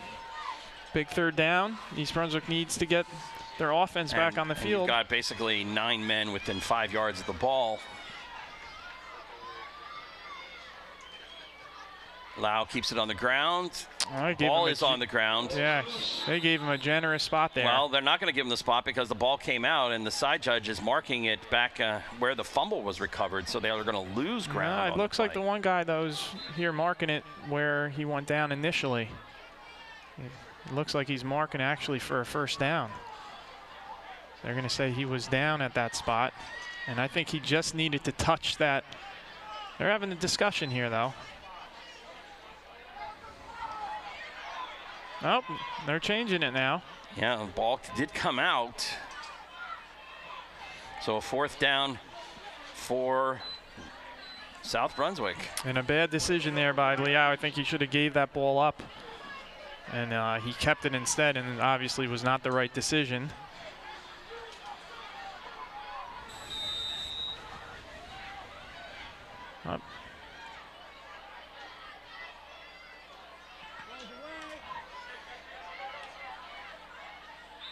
And a fair catch called for by Owen McSweeney, and the Bears will take over on the 30-yard line, needing 2 scores in less than 5.5 minutes.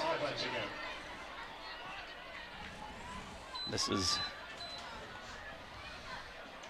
again, this is the kind of, you wish that it would build that momentum, the Monroe game, then win the Marlboro game, then come into here, put up a good fight. They've had their opportunities. I mean, they've played, I think, you know, the best I've seen them play in a long time. Now, obviously, the score doesn't show that, but they've moved the ball on offense. Their defense has bailed them out of situations. They've played well.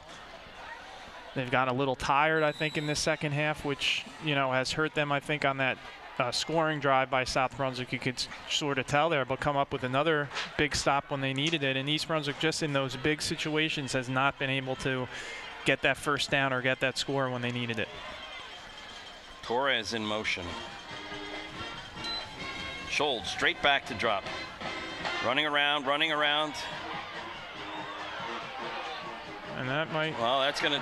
Even though this is gonna look good, it's gonna come back. Yeah, as that there's definitely is. Flags on the play. Going to be a hold. And looks like Schold got hurt on the play too. Getting up slowly. He'll be all right. Unfortunately, I agree, Ken. I think I saw a hold on the backside there. The coaching staff is complaining a little bit. I didn't see anything. Oh, maybe they're thinking about it, roughing the passer, right, or a late hit or yeah. something like that, right?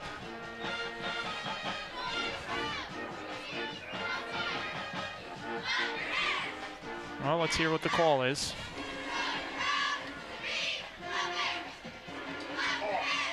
Fouls on the play.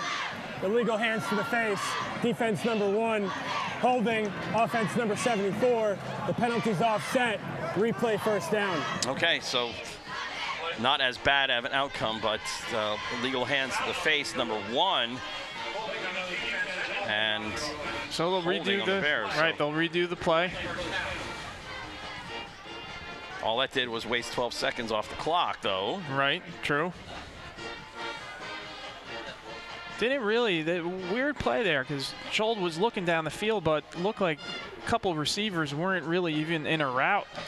Well, he doesn't have time to set up for a deep drop and these routes to develop. He's got to find somebody quicker, and if the routes are taking longer to develop, he's going to get trapped as he did, and he has to run around trying to make something happen on a scramble.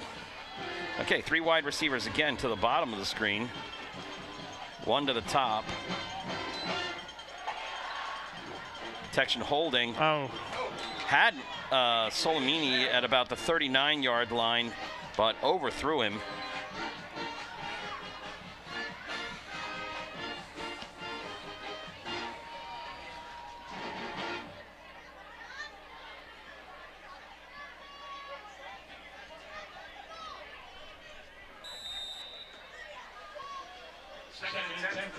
Second down. Trips to the bottom. Wiggins in motion. Schold now taking it up the middle. Looking for a block on the outside. Gets to the first down marker, past the marker, and goes out of bounds. And I like that draw better. It, you know, took some time to develop, and then that hole was there. One thing I don't see for East Brunswick is Zaire Jackson out there. He had a couple good runs. I'd like to see him on the field with Kyle Wiggins.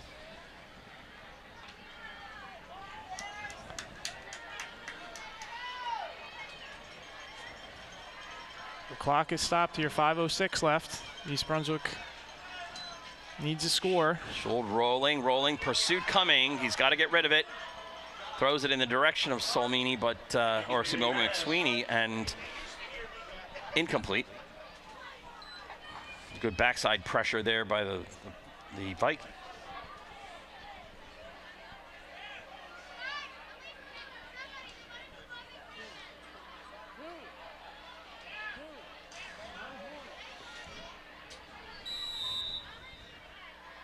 And Bears just can't get that passing game going.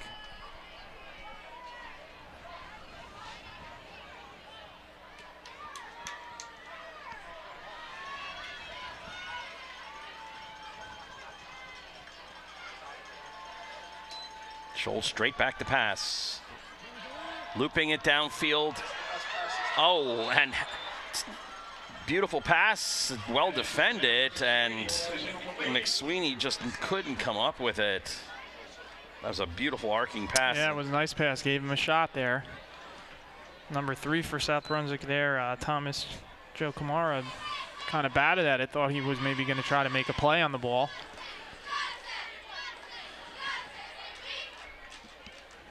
I believe East Brunswick used 1 timeout, right? Yes. So they have 2 timeouts left. This is one of those with, you know, under 5 minutes left. You would think down 2 scores. This is probably 2 down territory, I think, Ken.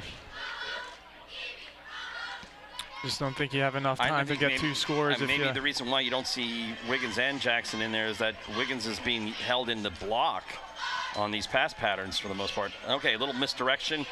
And staying at home and sniffing it out is Dylan Kriz. Yeah, nice play. And 4th down, but and 15 here for 16 here, maybe actually more. But with only 4:34 left, you need to come up with a play that gets you 17 yards. Yeah.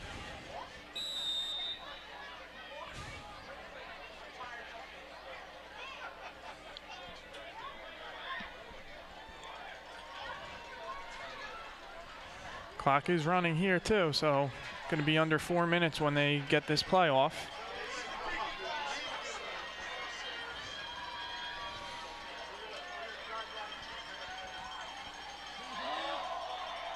And that's a wounded duck up for grabs. And picked off. Picked off.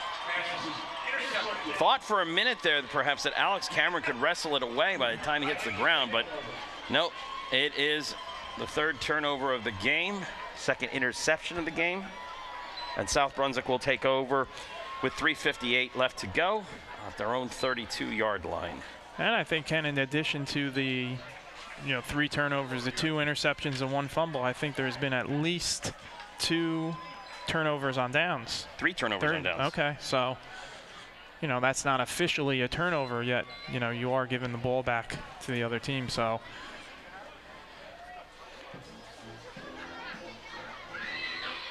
East Brunswick does have 2 timeouts here, so defense is going to look to hold them, and I'm sure you're going to see some timeouts from East Brunswick here.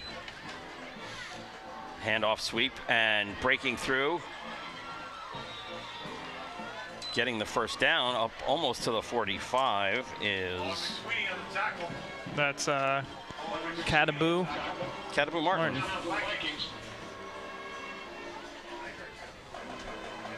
And if you're South Brunswick, this is what you just need to do. You need to just keep grinding out the clock here. And stay in bounds. Keep that clock moving. It's your friend if you're East Brunswick. You need to get a stop and see if you can get the ball back. And being smart, waiting for that back judge to do the countdown. And once he sees that, he'll get under center and get the ball. Javon Palmer. And Coach Molars will take his 2nd timeout. 3:12 remaining. Want to make sure too, East Brunswick, you want to make sure at this part of the game especially, you always want to do it, but you really want to see if you can go after that ball here. So, one good strategy, and South Brunswick is going to be looking to run the ball, stay in bounds, is someone comes in for a tackle, holds the guy up, and the guys coming in should be reaching for that ball. Although the East Brunswick defense has played well, I don't think they have any turnovers. Have they caused any turnover? No, so would love to have one here.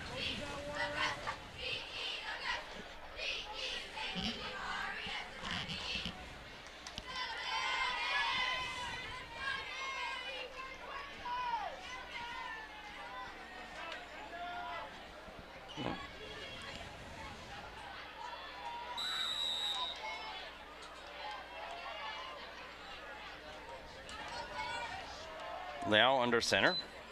Pitches it back to A lot of room. Wow, look at A that. lot of room. Driving it down and all the way inside the 30-yard line. And again, this could be just the speed versus tiredness. Exactly, I think so. Kind of started seeing that, you know, late in the third quarter. And like we said, Ken, in high school football, a lot of players play both ways, and East Brunswick definitely has pretty much most of those guys on the defense play both ways. So that definitely takes its toll.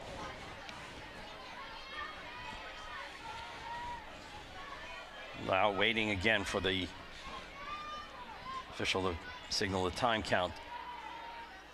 It's coming down. Inside handoff. Again, a lot of room.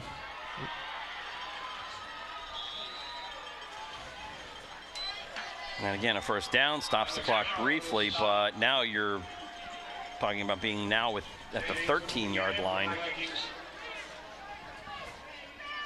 And South Brunswick, I don't think they're deliberately trying to score. It's just they're busting holes through. And yeah. You know, at this point. And they're not quite at the point yet, with the play clock being 25 seconds, where they can take a knee yet. They're not going to do anything crazy. Obviously going to hand the ball off here. The pitch around the outside and having a clear lane for the end zone. And getting spun around, but definitely earning his touchdown celebration is Katabu Martin.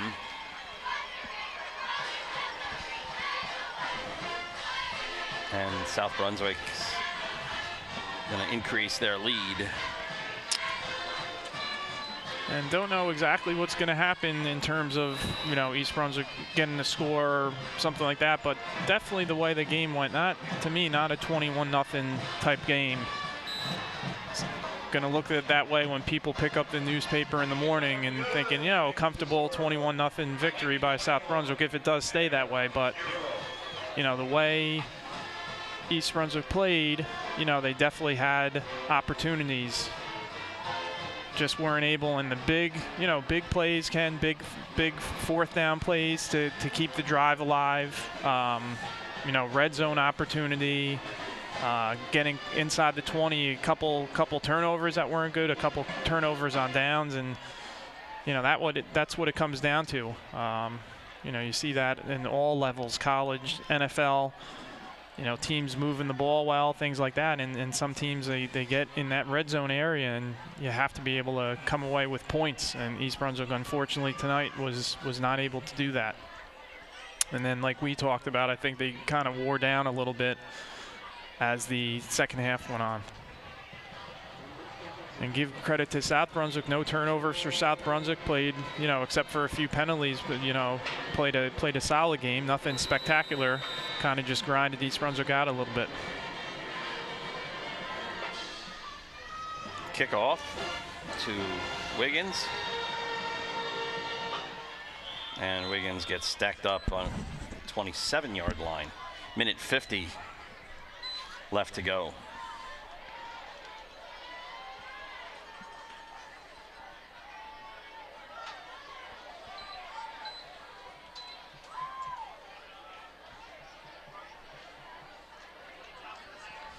So if our results hold here, South Brunswick's going to move to 3-2. East Brunswick's going to fall to 1-4 on the season. Although we talked about in the opening, they definitely do have some winnable games on the schedule coming up. Yep. Next week away at Edison. I believe so.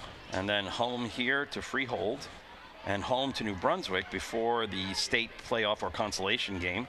And then the Thanksgiving Day game against Old Bridge. Pass to McSweeney.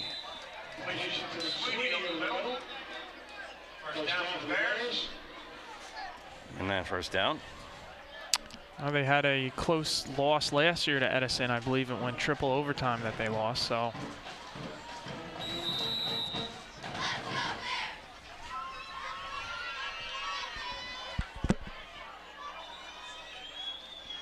And an encroachment penalty there.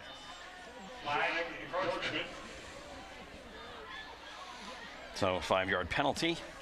Be nice to Bears to score.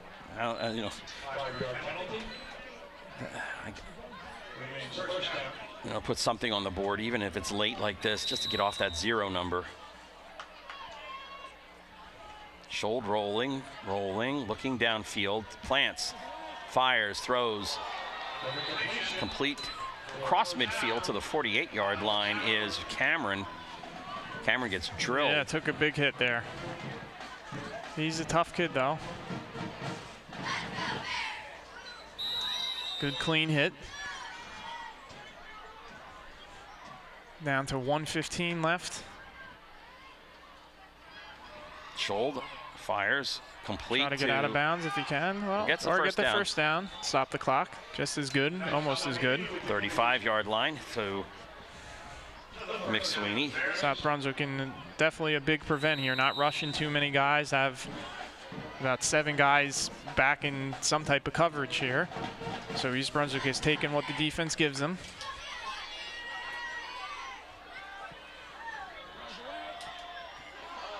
And yep, I think that was just an incidental trip. Yeah, that was not deliberate. So the clock stops with 51.7 seconds. And looks like he had that. Might be McSweeney. McSweeney twisted tripped on an ankle, and he's down. He's not getting up right now. So.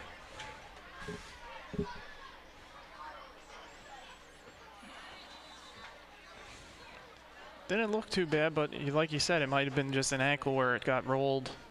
He either rolled it or rolled it on someone there. And I think it. Or you step on someone. Mostly basketball players, that's what they do. Is they come down for a rebound, and they step on somebody. So.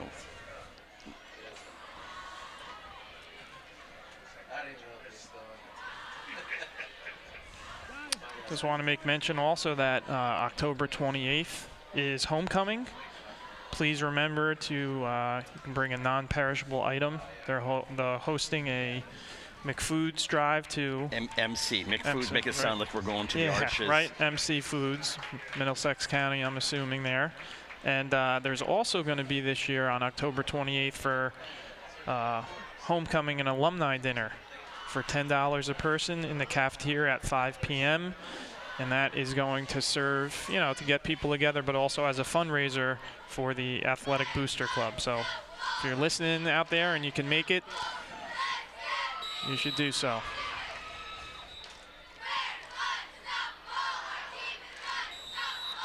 It looked like McSweeney ran off on his own power all right, so. Not been picked off. Picked off, and Solomini went through his hands. Boom. And we'll take probably 2 kneels here, and that'll be the game. So 4th turnover for East Brunswick. 3 ints and 1 fumble. And then, like you said, 3 turnovers on downs. Now we didn't even get a chance to kick a field goal or make a field goal attempt here. So, yeah, a little bit of disappointing ends to the offensive drives. And the balls, we had the one tipped pass, overthrown. It's just the little things here. And again, South Brunswick will go in victory formation here.